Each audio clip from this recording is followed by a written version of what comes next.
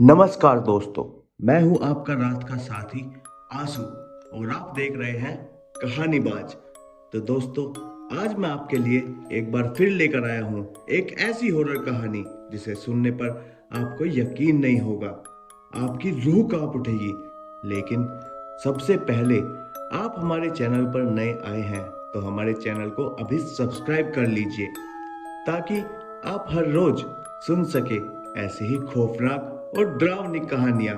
और यदि आप चाहते हैं कि मैं आपका नाम हमारी अगली कहानी में लूं, तो आप कमेंट में यह कहानी कहां से सुन रहे हैं और आपका क्या नाम है, ये जरूर लिखिए। तो दोस्तों, कर दीजिए अपने कमरे की लाइट बंद और लगा लीजिए हेडफोन।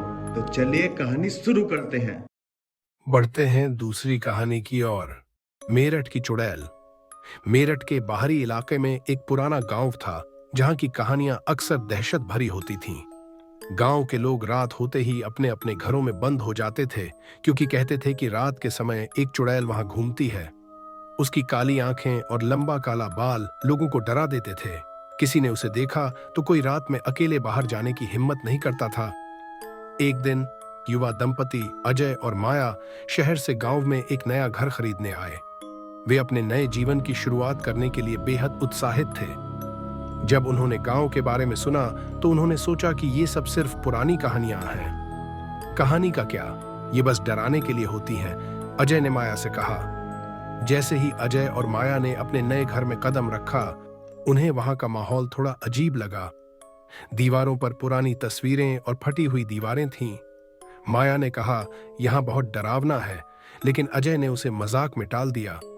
रात के समय जब दोनों सोने गए, अचानक माया को एक अजीब आवाज सुनाई दी। यह मानो कोई उसे पुकार रहा हो। माया, माया, आवाज दूर से आ रही थी। उसने अजय को जगाया, लेकिन अजय ने कहा, यह बस तुम्हारा भ्रम है, सो जाओ। लेकिन माया को नींद नहीं आई। उसने फिर से वही आवाज सुनी। इस बार वह और भी स्पष्ट थी। माया, मुझे मदद चाहिए। माया ने हिम्मत जुटाकर कहा, क्या तुमने सुना? लेकिन अजय ने सिर हिलाते हुए कहा, नहीं, तुम बहुत सोचती हो। अगले दिन माया ने गांव की कुछ महिलाओं से बात की। उन्होंने बताया कि इस घर में पहले एक परिवार रहता था जिसमें एक लड़की थी। उसकी उम्र लगभग 15 साल थी और एक रात वह अचानक गायब हो गई। लोग कहते हैं कि वह अब चुड़ैल बन गई है, एक महिला ने कहा। माया को अब यकीन हो गया कि कुछ तो गड़बड़ है। उसने अजय को बताया, लेकिन वह फिर भी अनसुना कर दिया। लेकिन माया ने तय किया कि उसे सच्चाई का सामना करना होगा। उसने गांव के एक बुजुर्ग से पूछा, क्या आप मुझे उस लड़की के बारे में बता सकते हैं? बुजुर्ग ने कहा, उसका नाम सिया था। उसे रात में बाहर जाने की मनाही थी, लेकिन एक रात उसने अपनी सहेलियों के साथ जाने का फैसला किया। तभी से कोई नहीं जानता कि वह कहाँ गई। कहते हैं कि वह अब इस जंगल में भटकती है। एक रात माया ने तय किया कि वह खुद उस जगह का सामना करेगी जहां सिया गायब हुई थी। उसने अजय को बताया, मैं जा रही हूं, तुम मेरे साथ चलो। अजय ने कहा, तुम पागल हो गई हो, मैं तुम्हें अकेले नहीं जाने दूंगा। अंत में अजय रिलक्टेंटली उसके साथ जाने के लिए राजी हो गया। वे दोनों जंगल में गए और वहां अंधेरा छा गया। माया ने अपने दिल की धड़कनें महसूस की। अचानक उन्हें सिया की आवाज सुनाई दी, माया, अजय, मुझे यहां छोड़ दो। जैसे ही उन्होंने आगे बढ़ने की कोशिश की, अचानक एक काली छाया उनके सामने प्रकट हुई। यह सिया थी, लेकिन अब वह एक भूतिया रूप में थी। उसकी आंखें लाल थीं और चेहरे पर डरावनी मुस्कान थी। उसने कहा, तुम दोनों यहां क्यों आए हो? माया ने कहा, मैंने तुम्हारी कहानी सुनी है, मैं तुम्हारी मदद करना चाहती हूं। सिया ने कहा, मुझे यहां से मुक्त करो, लेकिन तुम्हें मेरी कीमत चुकानी होगी। अजय ने माया को चेतावनी दी, यह सही नहीं है, हमें यहां से भाग जाना चाहिए। लेकिन माया ने कहा, मुझे पता है कि तुम क्या चाहते हो, तुम अपनी मां को फिर से देखना चाहती हो। सिया ने सिर हिलाया। ठीक है, माया ने कहा, मैं तुम्हारी मदद करूंगी। सिया ने कहा, तुम्हें मेरी आत्मा को शांति देनी होगी, लेकिन यह एक खतरनाक काम है। माया ने पूछा, तुम्हें शांति कैसे मिलेगी? सिया ने कहा, मेरी मां की तस्वीर यहां कहीं छिपी है, जब तुम उसे पाओगी तो मुझे शांति मिलेगी। अजय ने कहा, लेकिन यह खतरनाक है। लेकिन माया ने हिम्मत दिखाई और कहा, हमें यह करना होगा। वे फिर से घर लौटे और अलमारी में पुरानी चीजें खोजने लगे। अंततः उन्हें एक पुरानी तस्वीर मिली जिसमें सिया अपनी माँ के साथ थी। जैसे ही माया ने तस्वीर को देखा, घर में एक ठंडी हवा चलने लगी।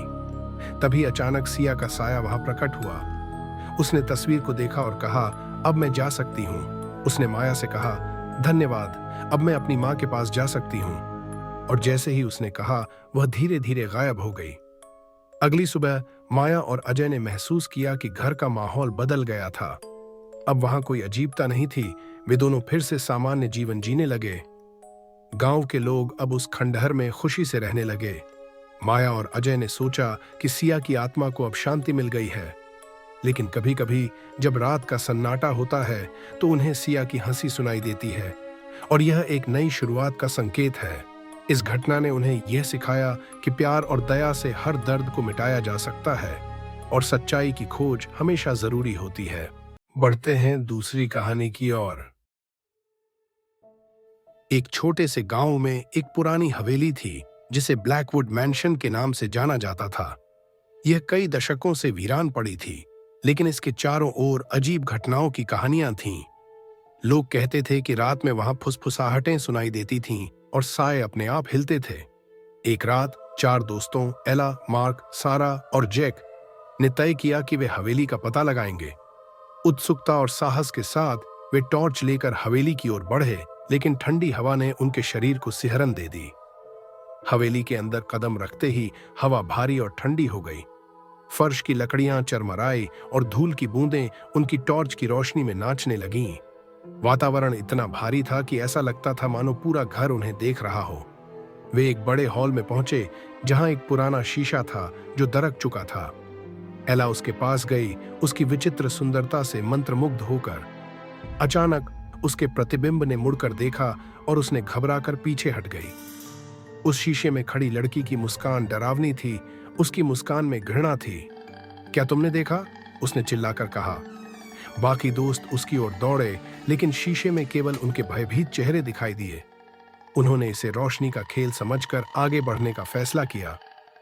वे हवेली के अंदर और भी गहरे गए, जहां उन्हें पुरानी फर्नीचर और धुंधली तस्वीरें मिली।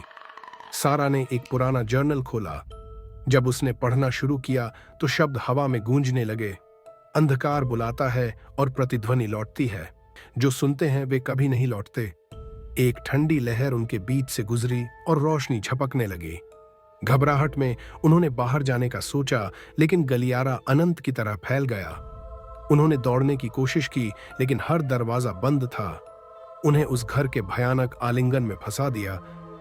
जब वे बाहर निकलने की कोशिश कर रहे थे, उन्होंने फुसफुसाहटें सुनी, पहले धीमी फिर तेज, उनके नाम पुकारते हुए। एला, मार्क, सारा, जैक। ये आवाजें परिचित थीं, लेकिन ट्विस्टेड और दुख भरी थीं। खौफ में एला ने चिल्लाते हुए कहा, हमें शीशा तोड़ना होगा। मार्क ने एक भारी मोमबत्ती उठाई और शीशे पर मारा। शीशा चकनाचूर हो गया, टुकड़े चारों ओर उड़ गए। जैसे ही यह टूटा, अंदर से ट्रैप्ड आत्माएं बाहर निकलने लगीं, अंधेरे में घूमती हुईं। फुसफुसाहटें चीखों में बदल गईं, जबकि उन खोई हुई आत्माओं ने कमरे में चारों ओर चक्कर लगाना शुरू कर दिया। दोस्तों ने उन्हें बचाने के लिए चिल्लाया, हमें बाहर निकालो, लेकिन शीशा केवल उनकी पुकारों को अपने अंदर समेटने लगा। सच्चाई समझते हुए एला ने फिर से चिल्लाया, हमें इसे तोड़ना होगा। मार्क ने फिर से मोमबत्ती उठाई और शीशे पर मारा, लेकिन इस बार सब कुछ ठहर गया। अंधेरे में दोस्तों ने एक एक करके गायब होना शुरू कर दिया। आखिर में एला ने अपनी खुद की छवि को देखा, जो टूटे हुए शीशे में उसकी ओर मुस्कुरा रही थी, और फिर अंधकार में समा गई। सुबह गांव वाले हवेली के पास आए, लेकिन वहां किसी का नामो निशान नहीं था। बस हवेली के अंदर से खौफनाक हंसी सुनाई दे रही थी। अब ब्लैकवुड मैंशन का नाम और भी डरावना हो गया। लोग कहते थे कि जो भी वहां जाता, उसकी आत्मा उस प्रेत के साथ बंध जाती। हवेली में अब केवल सन्नाटा और अंधेरा था, और एक रहस्य था जो हमेशा के लिए उस जगह को भयावह बनाए रखेगा। चलिए दोस्तों, अब मैं चलता हूं, मिलते हैं अगली कहानी में।